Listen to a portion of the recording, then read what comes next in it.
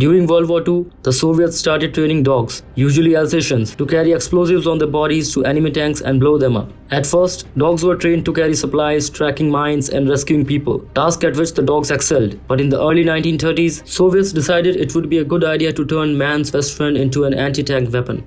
Explosives would be strapped to the dog and the dog would go under the enemy tanks. The bomb would be triggered, killing the dog and hopefully disabling the tank.